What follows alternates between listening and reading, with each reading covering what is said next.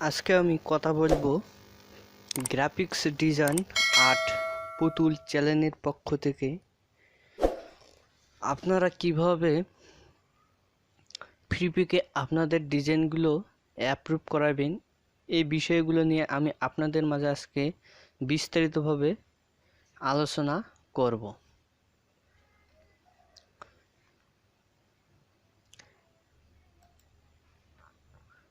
তাহলে প্রথমে আমি অ্যাডোবি ইলাস্ট্রেটর সিসি ওপেন করে নেই।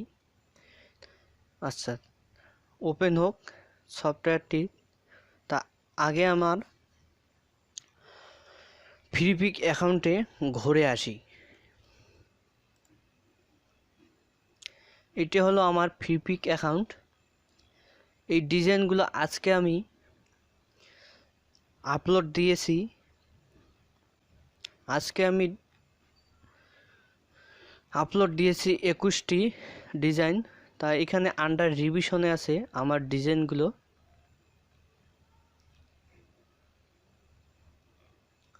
এই যে এখানে দেখেন 24 জুলাই 2022 আমার যে ডিজাইনগুলো অ্যাপ্রুভ করেছে সেই ডিজাইনগুলো আপনাদেরকে আমি দেখাচ্ছি। যে দেখুন আমার রুলআপ ব্যানার ডিজাইন এখানে আমার অ্যাপ্রুভ হয়েছে। আসলে ডিজাইন যে আহামরি আমার ডিজাইন হয়েছে, খুব যে হাইলাইটস ডিজাইন হয়েছে তবুও কিন্তু না। আমার ডিজাইনগুলো সাধারণ মানের ডিজাইন, কিন্তু তারা আমার ডিজাইনগুলো অ্যাপ্রুভ করেছে, কারণ আমি তাদের সব রুলস মেনটেন করে আমার ডিজাইনগুলো আপলোড দিয়েছি। যে এই ডিজাইনগুলো আমার এর আগের যে অ্যাকাউন্টে আমি ডিজাইনগুলো আপলোড দিয়েছিলাম এবং রিজেক্ট খেয়েছিলাম, সেই ডিজাইনগুলো আমি পুনরায় আবার আপলোড দিয়েছি একটু মডিফাই করে, কিন্তু অ্যাকসেপ্ট করেছে।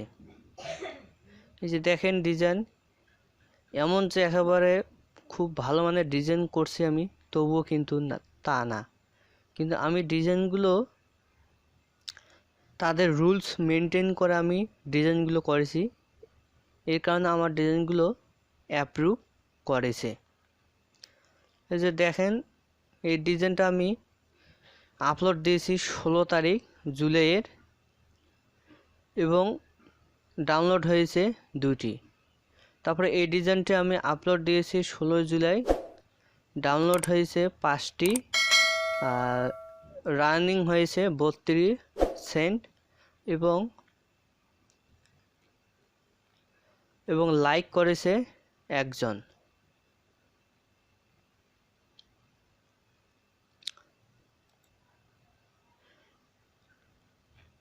আরও আপনারা আমার ডিজাইনগুলো দেখতে পারবেন। এই যে দেখুন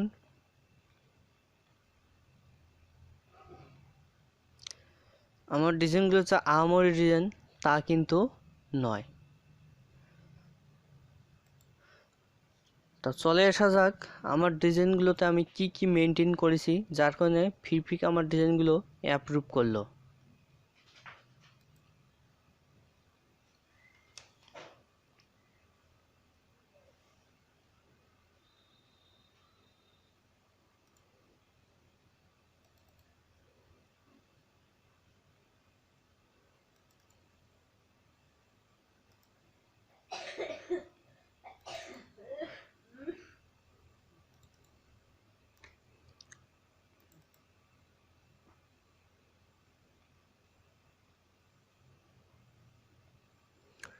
আমার অ্যাকাউন্টটি আমি কন্ট্রিবিউটর হয়েছি ফ্রিপিকে মূলত ম্যান্ডেলা ডিজাইন দিয়ে।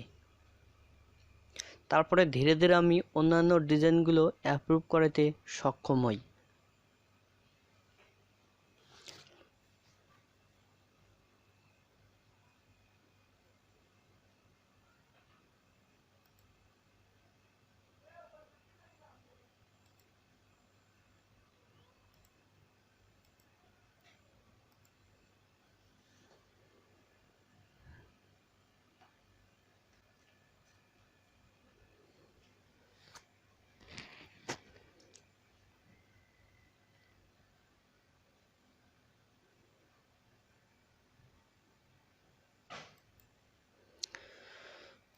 আচ্ছা, দেখা যাক আমার কত রান হয়েছে। আসলে আমার অ্যাকাউন্টে বেশি দিন করার হলো না, প্রায় মাসখানিক হলো।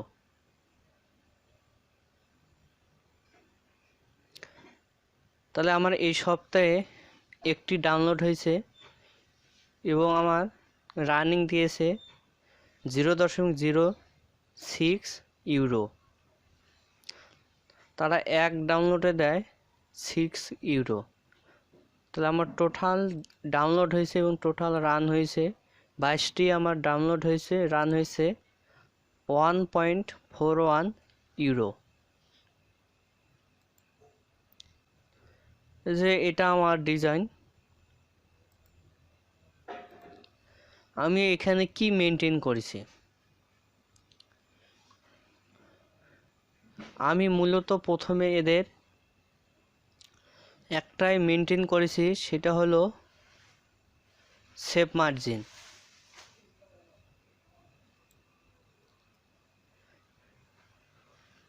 এইদিকেও সেভ মার্জিন আছে, আমার চতুর্থ সাইডে আর কি সেভ মার্জিন আছে।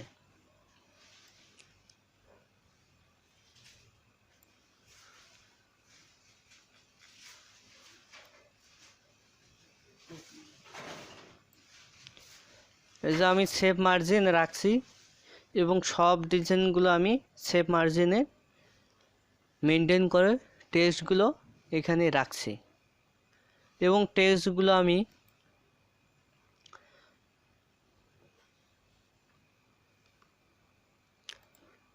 এই টেক্সটটা যে রাখছি এই শেপের মাঝামাঝি অ্যালিঙ্গন করার মাধ্যমে। তাহলে এই শেপের মাঝখানে আমার এই টেক্সটগুলো রয়েছে। তারপরে টেক্সটের প্রথম রুলস মেনটেন কি, 3টি রুলস মেনটেন করতে হবে। প্রথমে হেডলাইন সবচেয়ে বড় হবে, তারপরে সাব হেডলাইন সবচেয়ে ছোট হবে। আমার এখানকার হেডলাইন হচ্ছে এই যে হেডলাইন, আর সাব হেডলাইন হচ্ছে ফ্লেয়ার, আর থার্ড টেক্সট হচ্ছে বডি টেক্সট।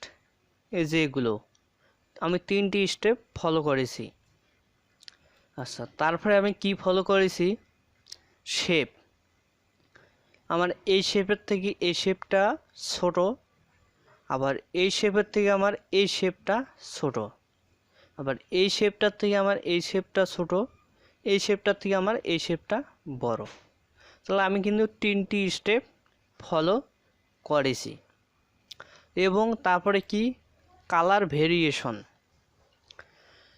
আপনারা অতিরিক্ত কোনো কালার নিয়ে ডিজাইন করবেন না, সব সময় আপনারা 2টি কালার নিয়ে ডিজাইন করবেন অথবা 3টি কালার, এর বেশি নয়। তাহলে আপনার ডিজাইন অ্যাপ্রুভ হওয়ার চান্স বেশি থাকবে। আচ্ছা, তাহলে আমার ডিজাইনের এটা গেল।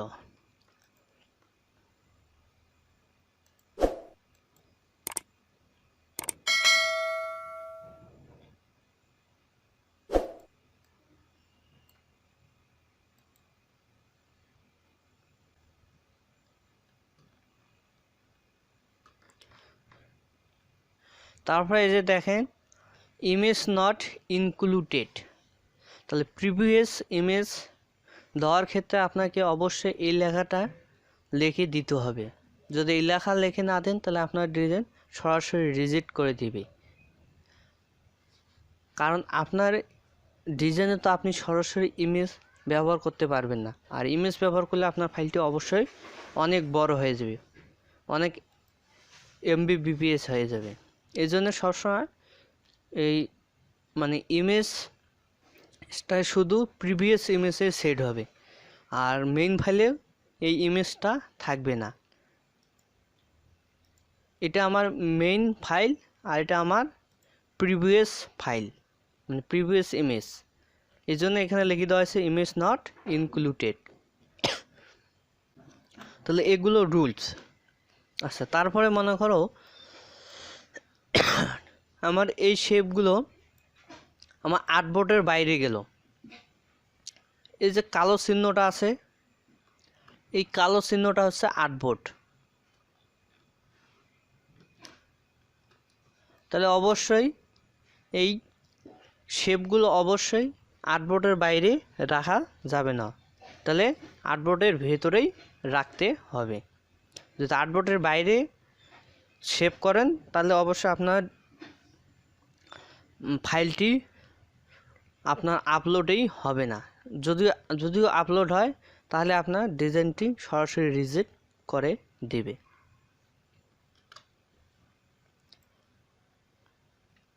আচ্ছা, তারপরে আপনার ডিজাইনটি যখন আপনি সেভ করবেন অবশ্যই আপনাকে ইপিএস ফাইলে সেভ করে দিতে হবে। এআই ফাইলে সেভ করা যাবে না, অবশ্যই ইপিএস ফাইলে সেভ করে দিতে হবে। আচ্ছা, সেভ করার সময় আপনাকে এই জায়গায় অবশ্যই সিসি ভার্সনে সিলেক্ট করতে হবে অথবা ইলাস্ট্রেটর 10 ইপিএস।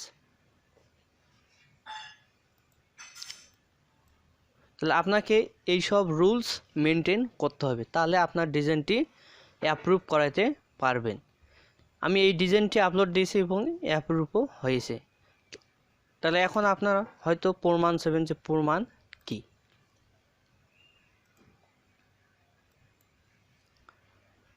তাহলে আমি আপনাদেরকে দেখাচ্ছি,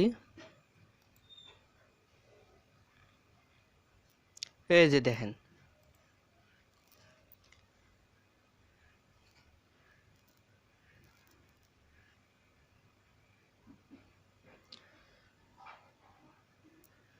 দেখছেন,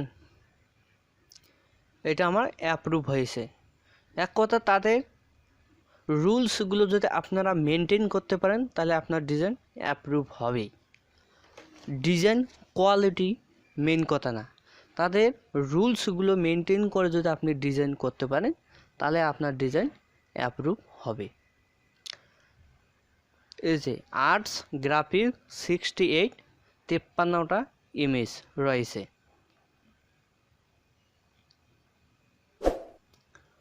যে এগুলো আমার ফাইল।